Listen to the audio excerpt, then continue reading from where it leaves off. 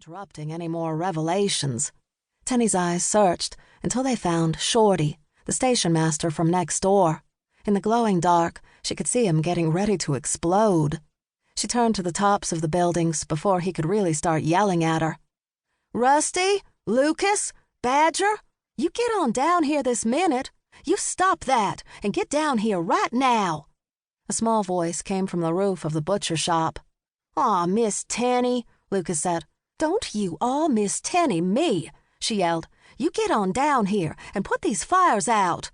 Like a gassy mule after a whiskey and ginger treatment, the tension in the crowd released. "It's just those gold darn Granger boys again," a man grumbled. The woman who had been about to confess her sins jumped to her feet. "What's this here about a traveling salesman?" her husband demanded. "That weren't me hollerin'," she said, looking innocent. "That were the widow over yonder. Everybody knows why she keeps her door hinges so oiled." Tenny gave a sigh of relief when the husband pulled on his wife's arm. They would take the fight home, and she wouldn't have to worry about blood being spilled on the street. People continued to cough and wipe their eyes. Pigs squealed, grunting and running in confusion at the commotion. The dogs and cats had fled and were hiding under buildings on the far side of town. The horses in the stalls and corrals next door began to make a racket as the smoke curled its way to the livery. The dark figure of the newcomer had long since headed in that direction. He either didn't have a conscience or had nothing to confess. "Do what Miss Tenny says," one of the merchants hollered at the boys. He stopped to hack smoke from his throat before adding, "You fork-tailed little infidels." Tenny looked at the glaring eyes surrounding her, watching in dismay as the undertaker's wife approached, her lips in a thin, tight frown. Instead of her usual somber black dress, she clutched an expensive paisley silk robe to her stout frame. The colorful robe surprised Tenny, as did a head covered in a dozen or more rag rolls.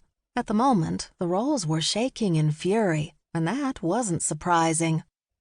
"Mrs. Granger," the undertaker's wife said, "I don't know why the men of this town swore you in as marshal and have kept you in that position despite your obvious incompetence, but I can tell you one thing. You can forget about those disreputable stepsons of yours getting back into school."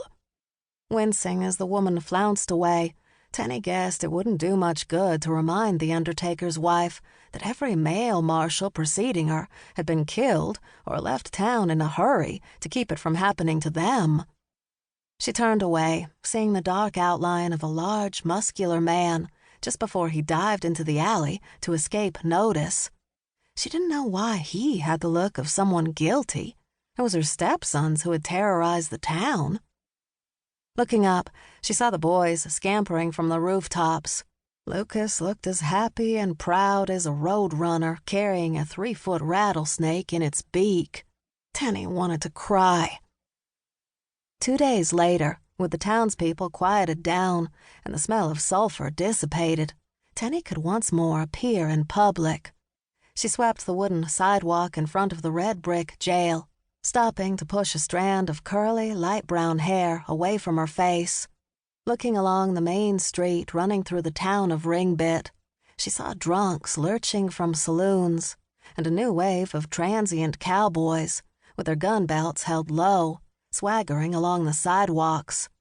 Pausing the broom, she watched as one of the latest men to arrive exited a saloon. Recognizing him as the tall newcomer who had observed the boys' smoke and thunder performance without comment and had left, she supposed, to check on his horse.